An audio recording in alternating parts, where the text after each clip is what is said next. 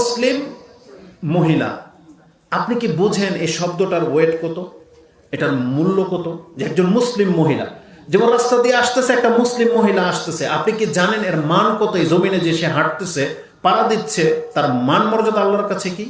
এটা আজকে অধিকাংশ মুসলিমরা আমরা ভুলে গেছি। এটা বলার পেছনে মূল কারণ আমরা যেমন অজ্ঞ, আমাদের মহিলাগুলো অজ্ঞ, কিন্তু ইসলাম তাদেরকে এতটা সম্মান দিয়েছে। আসুন আমি আপনাকে দেখাই। আল্লাহ সুবহানাহু ওয়া তাআলা একজন মুসলিম মহিলার মান তুলে ধরতে গিয়ে মুসলিম পুরুষদের কাছে এইভাবে আয়াত নাজিল করতেছেন, যেটা আপনি সূরা বাকারাতে পেয়ে যাবেন 221 নম্বর আয়াত। আল্লাহ বলেছেন, ওয়ালা তানকিহু আল মুশরিকাত হাত্তা ইউমিন। আল্লাহ সুবহানাহু ওয়া তাআলা বলতেছেন পুরুষদেরকে, মুসলিম পুরুষদেরকে বলতেছেন, ওয়ালা তানকিহু, তোমরা বিবাহ করবা না। কাদেরকে? আল মুশরিকাত, মুশরিক মহিলাদেরকে। হাত্তা ইউমিননা, ওয়ালা আমাতুন মুমিনাতুন খায়রুম মিন মুশরিকাতিন ওয়ালাউ আজাবাকুম। আল্লাহ প্রত্যেকটা মুসলিম পুরুষকে বলতেছেন, দেখো মুশরিক মহিলা যারা শিরিক করে, ইহুদি নাসারা, খ্রিস্টান, হিন্দু, বৌদ্ধ, এমনকি মুসলমানের ঘরের সন্তান যে শিরিক করে, মাজারে গিয়ে বা দিন সম্পর্কে বেখবর, জানে না, বহুভাবে শিরিক করে, এই মহিলাটা অনেক সুন্দর, অনেক সুন্দর, তোমাকে একবারে পরাভূত করে দেয়, যেটাকে আমাদের যুবকরা ক্রাশ বলে বা কি বলে, ক্রাশ খেয়ে যায় নাকি, কি বলবো আপনাকে ভাষা। আমি এক কথায়, যে আপনার নজর কেড়ে নেয়, যে আপনার অন্তরকে ঝুঁকিয়ে দেয়, স্থির করে দেয়।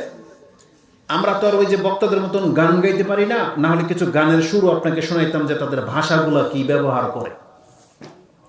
তো যেই মহিলা মুসলিম না, মুশরিক, হতে পারে মুসলমানের ঘরের সন্তান, হতে পারে ইহুদি, খ্রিস্টান, বৌদ্ধ, যার তার ঘরে, কিন্তু মুশরিকা, আল্লাহ বলতেছেন এই মুশরিকা মহিলাটা তোমার নজরে সবচেয়ে প্রাধান্য পাওয়া মুসলিম মহিলা হইতে পারে, কিন্তু তুমি মুসলিম জেনে রাখো, একজন মুসলিম মহিলা সে যদি কৃত দাসীও হয়, ওয়ালা আমাতুম মুমিনাতুন খায়রুম মিন মুশরিকাতিন ওয়ালাউ আজাবাকুম, তোমাকে যদি একবারে গালিয়ে ফেলে এমন মহিলার চেয়ে একটা মুসলিম কৃত দাসী তুমি বিয়ে করো, এটা তোমার জন্য বেশি কল্যাণকর।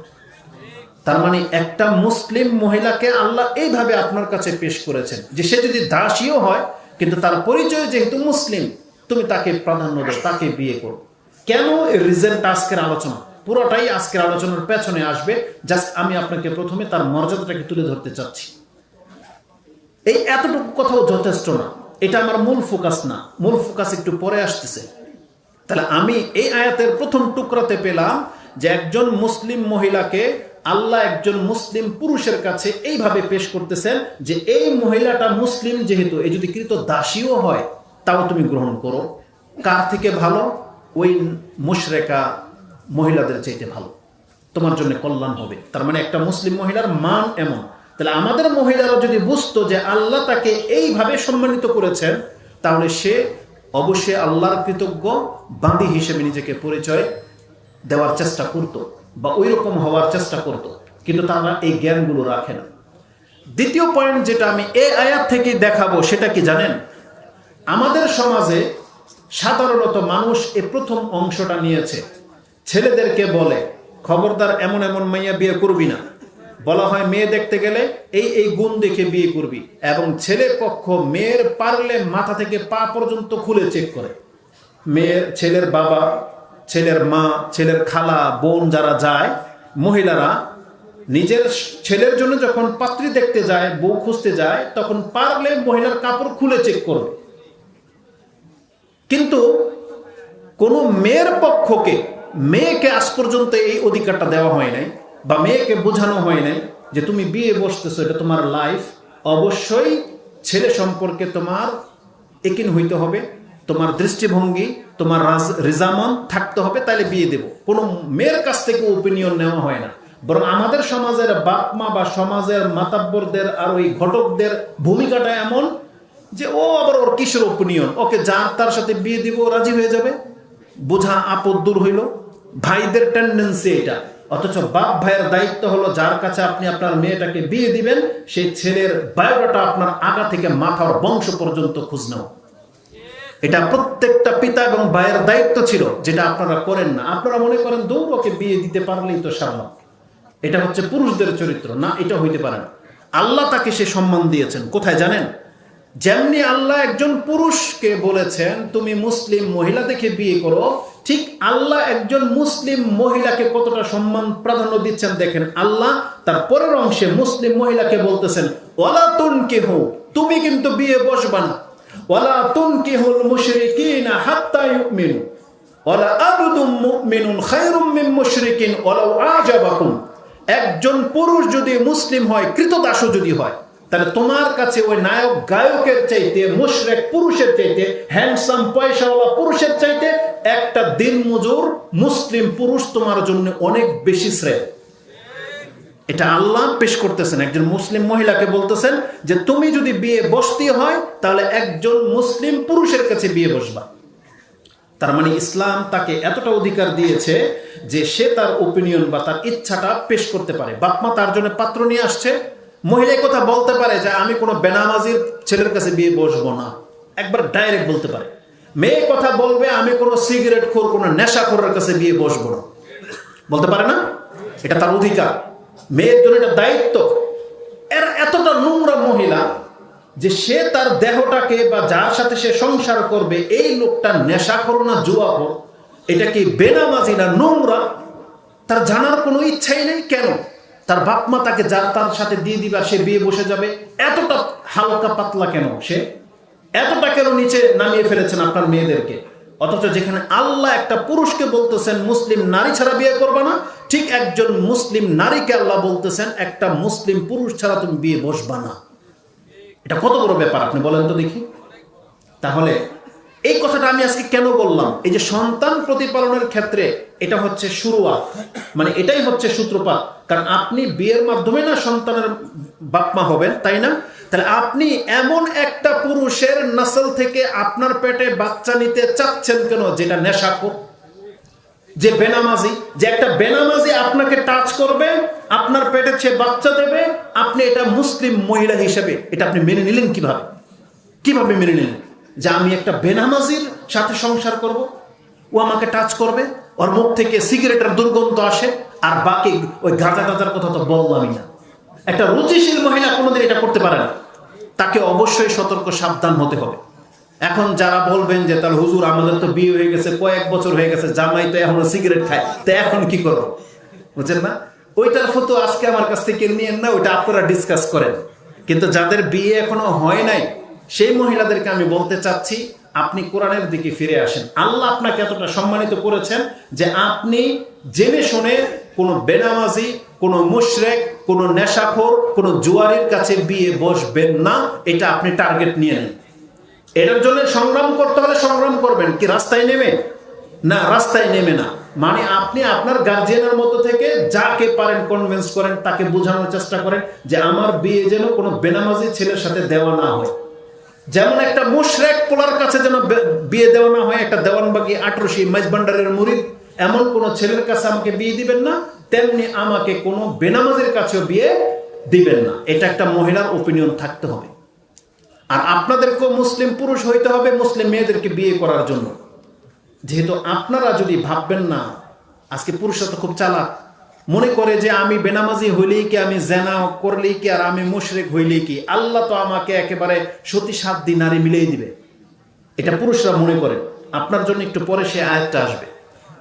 আল্লাহ সুবহানাহু ওয়া তাআলা কার জন্য কাকে সিলেক্ট করে রেখেছেন আল্লাহ এটা বলেছেন। এই যে প্রথম আয়াত আমি আপনাকে বাকারা থেকে শোনালাম যে আল্লাহ মুসলিম পুরুষদেরকে বলেছেন মুসলিম নারী ছাড়া বিয়ে করবে না, আর মুসলিম নারীদেরকে বলেছেন তোমরা মুসলিম পুরুষ ছাড়া কারো কাছে বিয়ে বসবা না। এটা যে আল্লাহ বললেন, তার পরের আয়াত আল্লাহ কি বলেছেন জানেন? এটা প্রত্যেকের জন্য আমি হারাম ঘোষণা করলাম। আল্লাহ বলেছেন একটা মুসলিম পুরুষ সে যেমন একটা মুশরিকা নারীকে বিয়ে করতে পারে না, এটা যেমন হারাম, ঠিক একটা মুসলিম মহিলা কোনো মুশরিক পুরুষের কাছে বিয়ে বসতে পারে না। আল্লাহ বলছেন এটা আমি হারাম ঘোষণা করলাম। তাহলে এরা কাকে বিয়ে করবে? যদি কোনো জানি পুরুষ হয় যে জানা করেন, অথবা আপনি শিরিক করেন, আপনি জেনে নেন আল্লাহ আপনাকে বলেছেন যে তোমার নসিবে হয় এরকম একটা জানি মহিলাই পড়বে অথবা একটা মুশরিকা মহিলাই পড়বে। তুমি কোনোদিন ভাববা না যে তুমি একটা তাওহীদবাদী মহিলা পাইবা, এটা তুমি ভাইবো না। এটা আল্লাহ বলে দিয়েছেন, এটা আপনি সূরা নূরে পাবেন। আল্লাহ বলেছেন আয-যানি লা ইয়ানকিহু ইল্লা যানিয়াতান আও মুশরিকা। এই কথাটা মনে রাখেন, দুইটার একটা, মানে আপনি যাকে বিয়ে করবেন হয় সে জানি হবে আপনার মতো অথবা মুশরিকা হবে। মানে আল্লাহ আপনার তকদিরে এমন রাখবেন না যে আপনি নিয়মিত শিরিক করে যাবেন অথবা জিনা করে যাবেন, আর আল্লাহ আপনার তকদিরে একটা পুত পবিত্র একটা ওই যে ইউসুফ আলাইহিস সালামের মায়ের মতো বা মুহাম্মদ সাল্লাল্লাহু আলাইহি সাল্লামের মায়ের মতো বা আমাদের সাহাবা কেরামদের মায়ের মতো কোন একজন সতী সাধ্বী উত্তম চরিত্রের কোন মহিলা আল্লাহ প্রস্তুত করে রেখেছেন, এটা আপনি ভাইবেন না।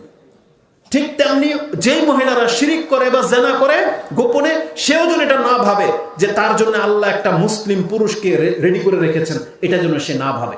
আর বর্তমান অবস্থাটা এমন হয়ে গেছে, এই সমস্ত নোংরা মহিলাগুলা তারা সৎ পুরুষের চাইতে ওই নেশাখোর আর ড্যান্সার আর গায়ক আর জুয়ারিকে বেশি পছন্দ করে। সমস্যাটা হচ্ছে এখানে, একটা হালাল ইনকাম করে এমন একটা পুরুষকে বেছে নেবে, তার লাইফটা ধন্য হয়ে যাবে, তারা এটা মনে করে না। রাসূলুল্লাহ সাল্লাল্লাহু আলাইহি ওয়াসাল্লামের উপদেশ কি? একজন নারী বলতেছেন, ইয়া রাসূলুল্লাহ, আমাকে বিয়ের প্রস্তাব দিয়েছে উসামা, আমাকে বিয়ের প্রস্তাব দিয়েছে আবু হাজাম, আবু হাজামই হবে তার নাম, আমাকে বিয়ের প্রস্তাব দিয়েছে মুয়াবিয়া। তিনজন সাহাবী প্রস্তাব দিয়েছে, আমি কার প্রস্তাবটাকে গ্রহণ করব? রাসূলুল্লাহ সাল্লাল্লাহু আলাইহি ওয়াসাল্লাম বলেছেন, আবুল হাজাম বা আবু হাজাম তিনি তো বউ পিটায়, তার কাঁধে থেকে কোনোদিন লাঠি নামায় না, তার মানে বউ কিন্তু আছে, তার মানে এর স্বভাব হচ্ছে বউ পিটায়, তুমি তার কাছে বিয়ে বইসো না। তা বলা হয়েছে যে মুয়াবিয়া, তো মুয়াবিয়া তো ফকির, ও তো কি খাওয়াবে তোমাকে, এত দরিদ্র ছিলেন মুয়াবিয়া রাদিয়াল্লাহু আনহু, যিনি পঞ্চম খলিফা, অথচ রাসূলের শালা বলতেছেন মুয়াবিয়া তো তোমাকে কিছু খাওয়াইতে পারবে না, তো গরিব, তুমি উসামাকে বিয়ে করো। উসামা ছিল অত্যন্ত কালো, নিগ্রো, বেলাল রাদিয়াল্লাহু তাআলা আনহুর মতন কালো, উসামা, যায়েদ, তারা সবাই অত্যন্ত কালো ছিল। এই মুসলিম মহিলা বলতেছে যে আমার প্রথমে রুচি হইল না, কারণ এত কালো পুরুষ, রুচি হইল না, কিন্তু রাসূল যেহেতু বলেছে আমি মেনেই নিলাম। কিন্তু সে বলতেছে এই উসামার সাথে বিয়ে বসার পর আল্লাহ তার মাধ্যমে আমাকে এতটা সম্মানিত, এত বরকত দিয়েছে যেটা আমি বিয়ে না বসলে বুঝতে পারতাম না। তার মানে কোরআন হাদিস আপনাকে যে পরামর্শ দেয় আপনি এটাকে গ্রহণ করলে জিতবেন, ঠকবেন না। কিন্তু আপনি নিজে যদি চুজ করে নেন যে আমি কোরআন হাদিসের এই নীতিমালা নিলাম না, আমি আমার পছন্দ যাকে হবে আমি তাকে বিয়ে করবো, হোক সে খারাপ ড্যান্সার বা গায়ক না নায়ক, টিকটকার। আজকে আমাদের কাছে টিকটকার পুরুষ, টিকটকার মহিলা পছন্দ, তাই না? তাহলে এই যে যারা এই টাইপের, আপনি এটা মনে রাখেন, যেহেতু আলোচনাটা হচ্ছে সন্তান কেন্দ্রিক, তাহলে যারা একটা টিকটকার মেয়েকে বিয়ে করবেন, আপনার গর্বে, তার গর্বে যখন আপনার বাচ্চাটা থাকবে তখন কিন্তু টিকটক করতে করতেই বেরোবে, বুঝছেন? আপনি ওর কাছ থেকে কোরআন হাফেজে কোরআন আশা করেন না। তো যাই হোক, আমরা ওইদিকে যাব না। আজকে যেহেতু একটা মেজাজপূর্ণ একটা বিষয় আমি আপনার কাছে দিতে চাচ্ছি, এটা আমাদেরকে খুব, এটা রসিকতার বিষয় না, কিন্তু এটা খুবই সেন্সিটিভ একটা ব্যাপার, যেটা আমাদের বাপ মারা হয়তো ওই প্ল্যানিং করে নাই বা আমাদেরকে হয়তো এইভাবে বুঝাইতে পারে নাই, একটা মিস্টেক হয়ে গেছে। তবে আল্লাহ চাইলে, সামর্থ্য থাকলে আপনি আরেকটা করেন, কোনো বাধা নাই ইসলামে, কিন্তু ইনসাফপূর্ণ হইতে হবে। আপনাকে সৎ সন্তান জন্ম দিতে হবে, এটা প্রত্যেকের টার্গেট থাকতে হবে যে আমার সৎ সন্তান দরকার, কারণ এটার বেনিফিট অনেক, একটু পরে সেই কথাগুলো আসবে। তাহলে আমি প্রথমে আপনার কাছে দুইটা আয়াত পেশ করেছি বাকারা এবং সূরা নূর থেকে, যে আল্লাহ সুবহানাহু ওয়া তাআলা বলেছেন যে জানি মহিলাদেরকে সাধারণত কোনো মুশরিক পুরুষ অথবা কোনো জানি পুরুষই বিয়ে করে। তাহলে আজকে যেহেতু আলোচনাটা একটা মহিয়সী নারীকে নিয়ে, যে সে তার সন্তানের জন্য কেমন ভূমিকা পালন করবে, তাহলে আমাদের প্রথম মেসেজ থাকবে আজকে, আপনি প্রথমে মুসলিম হন। একজন মাকে প্রথম মুসলিম হতে হবে, একজন বাবাকে প্রথম মুসলিম হতে হবে। আপনাকে জেনা থেকে মুক্ত একটা পুরুষ হইতে হবে, মাকেও জেনা থেকে মুক্ত একটা পুরুষ হইতে হবে। এই গুণটা থাকতে হবে। এই গুণ থাকলে আপনি কি প্রাপ্ত হইতে পারেন, একটু পরেই সে কথাগুলো আসবে। রাসূলুল্লাহ সাল্লাল্লাহু আলাইহি ওয়াসাল্লামকে আল্লাহ জানিয়েছেন, এই যে মুসলিম পুরুষ আর মুসলিম নারী, এরা একে অপরের জন্য বন্ধু স্বরূপ। আল্লাহ বলেছেন কোরআনে, সূরা নূরে আপনি পেয়ে যাবেন, সূরা তাওবার মধ্যে আছে।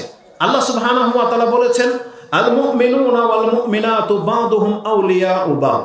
যেটা আপনি 71 নম্বর আয়াতে পেয়ে যাবেন। আর 68 নম্বর আয়াতে আল্লাহ বলেছেন মুনাফিকরা হচ্ছে একে অপরের বন্ধু আর মুমিনরা হচ্ছে একে অপরের বন্ধু।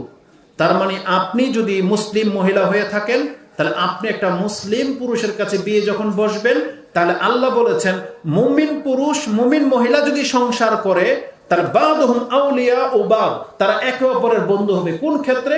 তারা দুইজনেই সালাত কায়েম করবে, দুইজনেই যাকাত দেবে, দুইজনেই রাতে উঠে কিয়াম করবে, দুইজনেই আল্লাহ এবং তার রাসূলের ইতাআত করবে। সেই আয়াতগুলোর মধ্যে সেটা আছে। স্বামী যদি কোনো কারণে ভুল করতে থাকে, স্ত্রী তাকে বাধা দেবে এবং সে তাকে হক পথে আনার দায়িত্ব নেবে। ঠিক স্ত্রীও যদি বেনামাজি হয়, বেপরদায় যেতে চায়, স্বামী তাকে পর্দা এবং নামাজে নিয়ে আসবে। এটা হচ্ছে মুসলিম পুরুষ মুসলিম নারীর কাজ। এটা আমাদের শুরুয়াত, এটা প্রথম।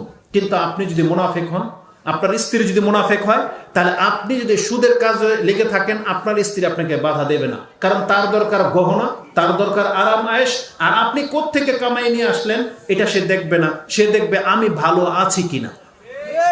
এটা কারা দেখবে? মুনাফিক মহিলা দেখবে। কিন্তু মুসলিম মহিলা হলে সে কোনোদিন কোনো স্বামীর হারাম টাকাকে অ্যাকসেপ্ট করবে না। এই জন্য আল্লাহ সুবহানাহু ওয়া তাআলা বলেছেন আপনাকে মুসলিম মহিলা বিয়ে করতে হবে। আর মুসলিম মহিলাকে বলা হয়েছে তুমি মুসলিম পুরুষের কাছে বিয়ে বসবে। এটা হচ্ছে তোমার জীবনের শুরুয়াত, এটা হচ্ছে ভূমিকা, এখন সূচনা। এই দুইজনের মাধ্যমে কিন্তু এখন সন্তানের ব্যাপারটা আসবে। তাহলে সন্তানকে যদি মা হিসাবে আপনি উপকার করতেই চান, তাহলে প্রথম ক্যাটাগরি হচ্ছে আপনাকে একটা মুসলিম মহিলা হতে হবে। মুসলিম মহিলা ছাড়া আপনি মুসলিম সন্তান জন্ম দিতে পারবেন না। কারণ রাসূলুল্লাহ সাল্লাল্লাহু আলাইহি ওয়াসাল্লাম আমাদেরকে যেটা জানিয়েছেন,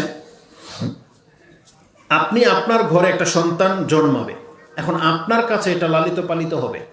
বলেন তো দেখি, আপনার ঘরের যে সন্তানটা লালিত পালিত হবে, আপনি ফিউচার বলতে পারেন কি হইতে পারে, ও কি হইতে পারে?